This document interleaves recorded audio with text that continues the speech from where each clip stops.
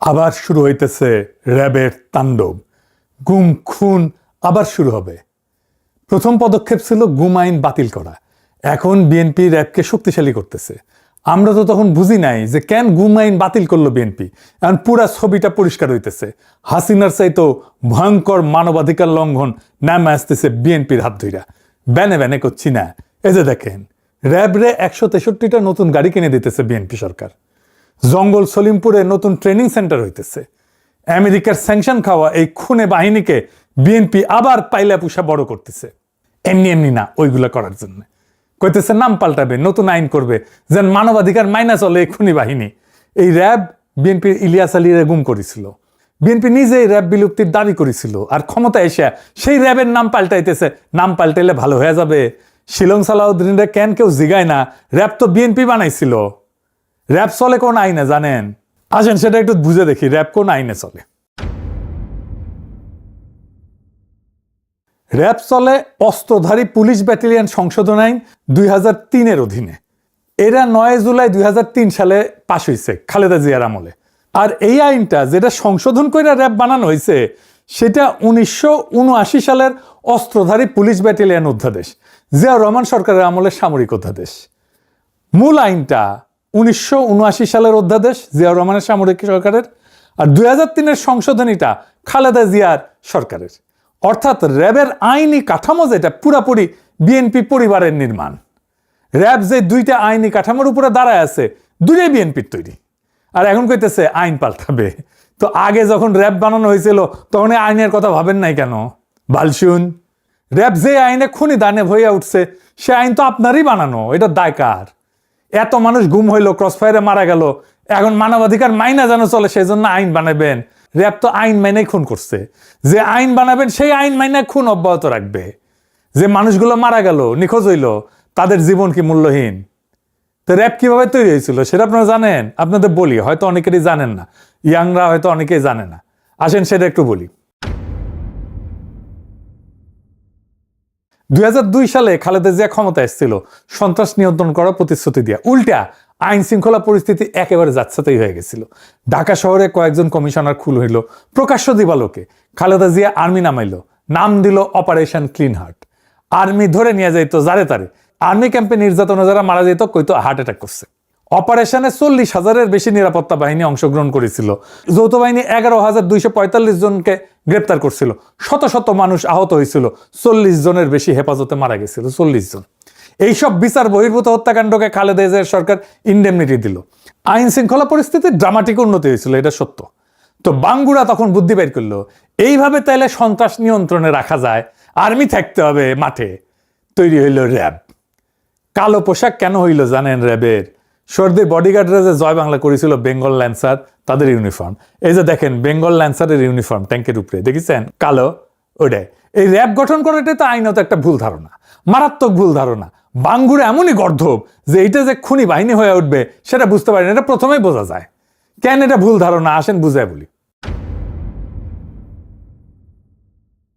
RAB বানানোর লক্ষ্যই ছিল আর্মিকে দিয়া সিভিল ক্রিমিনাল অ্যাক্টিভিটিস সামাল দেওয়া। কিন্তু সেনাবাহিনী দেশের সিভিল সিটিজেনের সাথে তো ডিল করার জন্য তৈরি হয় নাই। সেনাবাহিনী কি করে? সেনাবাহিনী কারে ফাইট করে? দেশের শত্রুরে ফাইট করে। সে দেশের শত্রুর সাথে ডিল করে। সেইখানে সে হয় শত্রুকে নিশ্চিহ্ন করে দেবে, নয়তো নিজে নিশ্চিহ্ন হয়ে যাবে। এখানে কোনো আইন নাই, মানে আন্তর্জাতিক আইন আছে, সে যুদ্ধাপরাধ করতে পারবে না। কিন্তু বোমা ফেলায় যদি শত্রু সেনাদের সাফা কইরা দেয়, মিলিটারির কোনো অপরাধ নাই, বরং আমরা মেডেল দিয়ে তারে পুরস্কৃত করব। তাই মিলিটারি মাইন্ডসেট একদম আলাদা। কিন্তু পুলিশ দেশের শত্রুর সাথে ডিল করে না, সে ডিল করে দেশের নাগরিকের সাথে। তাকে দেশের আইন মাইনা, নাগরিক অধিকারের সীমানা মাইনা ডিল করতে হয়। সে শুধু অপরাধীর সাথে কিন্তু ডিল করে না, সে নিরপরাধ মানুষের সাথেও ডিল করে, ভালো মানুষের সাথেও ডিল করে। ধরেন ইমিগ্রেশন পুলিশ, সে কি অপরাধীর সাথে ডিল করে? বা ট্রাফিক পুলিশ। আবার ধরেন কোনো ক্রাইম হয়নি, তাও তো পুলিশ লাগে। জিনিস হারাইলে তো পুলিশে ডায়েরি করতে হয় থানায়। রাস্তায় দুর্ঘটনা হইলে পুলিশকে ডিল করতে হয়। কেউ হারাইয়া গেলে আমরা পুলিশের সাহায্য নিই। ধরেন কেউ রাগ কইরা বাসা থেকে বের হয়ে গেছে, আপনি খুঁজে পাইতেছেন না, এটা তো ক্রিমিনাল অফেন্স না, কে ডিল করবে? পুলিশই তো। তো এই পুলিশের কাজ মিলিটারি মাইন্ডসেট দিয়ে চালানো যাবে? মিলিটারির মতো করে সিভিল ইস্যু ডিল করা যাবে? তাইলে করা যাবে? এটা হবে না তো। প্রতিষ্ঠার পরে খালেদা জিয়া র্যাবের ভূমিকা প্রশংসা করছিলেন, বলছিলেন যে প্রশংসা করতেছে সন্ত্রাস দমনে সাহসী এবং নিরপেক্ষ অভিযান চালানোর জন্য। পরে উনি বুঝেছিলেন যে ভুল হয়েছে। ভুল বুঝে কি করলেন? 2014 সালে খালেদা জিয়া র্যাবকে ক্যান্সার বলে বিলুপ্তির দাবি করলেন। নারায়ণগঞ্জে 7 খুনের পর খালেদা জিয়া প্রথম প্রকাশ্যে র্যাব বিলুপ্তির দাবি তোলেন। 10ই মে 2014 নিখোঁজ বিএনপি নেতা সাজেদুল ইসলাম, মানে আমাদের তুলির ভাই আর কি, তার পরিবারের সঙ্গে দেখা করে বললেন যে র্যাব গঠন হয়েছিল জনগণের জীবন সম্পদ রক্ষা করার জন্য, কিন্তু এখন এই বাহিনী রাজনৈতিক উদ্দেশ্যে ব্যবহার হইতেছে। আমি এই এলিট ফোর্স বিলুপ্তির দাবি করতেছি। খালেদা জিয়া নিজে বিলুপ্তির দাবি করছে, তুলির ভাইয়ের বাসায় গিয়ে এই দাবিটা করছে। 13ই মে 2014 সিদ্ধিরগঞ্জে 7 খুন হয়েছিল না? এই 7 খুনের পরিবারগুলো সান্ত্বনা দিতে যেয়ে বলেন এই বাহিনীর আর কোনো প্রয়োজন নাই, কারণ তারা জনগণের বিরুদ্ধে দাঁড়িয়েছে। 2014 সালে মুন্সিগঞ্জের এক সমাবেশে খালেদা জিয়া র্যাবকে ক্যান্সার আখ্যা দিয়ে বলেন সংস্কারে কাজ হবে না, বিলুপ্তি করতে হবে। র্যাবকে রক্ষী বাহিনীর সাথে তুলনাও করেছিলেন। 28শে মে 2014 লন্ডনে জিয়াউর রহমানের 33তম মৃত্যুবার্ষিকীর অনুষ্ঠান হতেছে।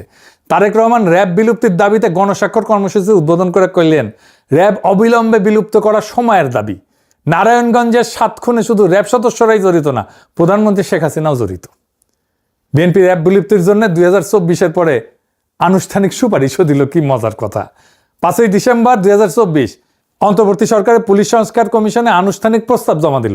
সেখানে র্যাব বিলুপ্তি আর একটা পুলিশ কমিশন গঠনের সুপারিশ ছিল। 10ই ডিসেম্বর গুলশান কার্যালয়ে সংবাদ সম্মেলন করল বিএনপির স্থায়ী কমিটির সদস্য আর এখনকার স্পিকার মেজর হাফিজ। ওইখানে আনুষ্ঠানিকভাবে দাবিটা ঘোষণা করলেন। উনি বললেন মেডিকেল সায়েন্সে এটা বলা আছে যখন গ্যাংগ্রিন পুরোপুরি ছড়ায় যায় তখন কাইটে ফেলা ছাড়া উপায় থাকে না। র্যাব আন্তর্জাতিকভাবে নিন্দিত হইয়া দেশের ভেতরে দানবে পরিণত হয়েছে।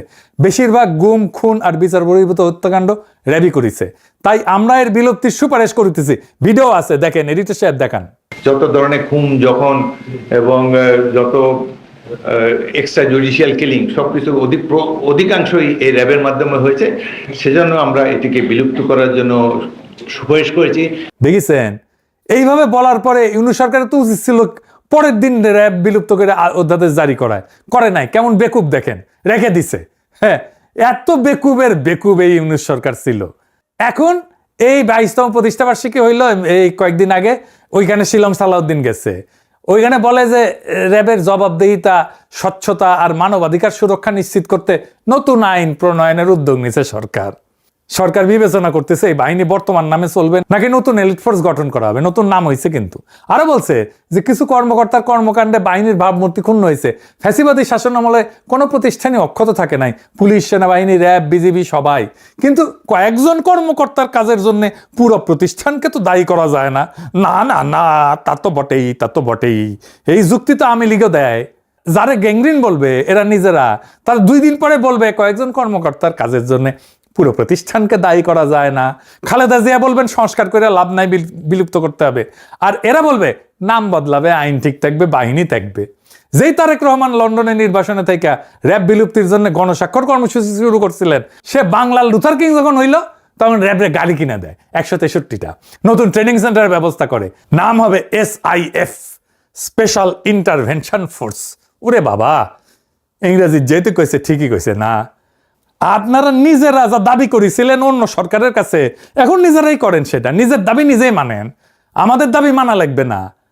আপনারা নিজেরা যে দাবি তুলেছিলেন সেই দাবিটাই পূরণ করেন না কেন? নতুন বোতলে আগের মদ খাইতে চাই না তো আমরা। এটার নাম করতে রাজনীতি না, এটার নাম বিশ্বাসঘাতকতা। সরাসরি নিরবিচ্ছিন্ন লজ্জাহীন বিশ্বাসঘাতকতা। এই জন্য আজকের তরুণ সমাজ পলিটিশিয়ানদের পছন্দ করে না। এদের কোনো কথার দাম নাই, 1 ফুটা পয়সা দাম নাই। তারেক রহমান নিজের প্রতি কমিটমেন্ট তো রাখেনি, নিজের মায়ের একটা অঙ্গীকারও রাখে না। তারেক রহমান খালেদা জিয়ার জানাজায় গিয়ে সবাইরে বলছে আম্মার যদি কোনো পাওনা থাকে সেটা আমি শোধ করব। তাহলে শোধ করেন। খালেদা জিয়া যা বলছেন, জাতির কাছে যা প্রতিশ্রুতি দিয়েছেন সব রাখেন, পরিশোধ করেন। মায়ের প্রতিশ্রুতি পরিশোধ করেন। রাজনীতিবিদ হিসেবে তো ব্যর্থ হয়েছেন, সন্তান হিসেবে ব্যর্থ হইয়েন না। যে বাহিনী আপনাদের বাইরেই ঘুম করছিল সেই বাহিনীকে আপনারা পাইলা পুষা বড় করতেছেন। এর দাম দিতে হবে। আজ না হোক কাল না হোক পরশু, দাম দিতেই হবে। ইতিহাস কাউকে মাপ করে না, বিশ্বাসঘাতকতাকে কোনোদিনই করে না। আপনারা যা বলছিলেন সেটা করেন, আর যদি সেটা না করেন তাহলে বাংলাদেশের মানুষ আপনাদেরকে ইতিহাসের সেই আস্তে করে ছুঁড়ে মারবে যেই আস্তে করে হাসিনাকে তারা ছুঁড়ে মারছে। ইনকিলাব জিন্দাবাদ।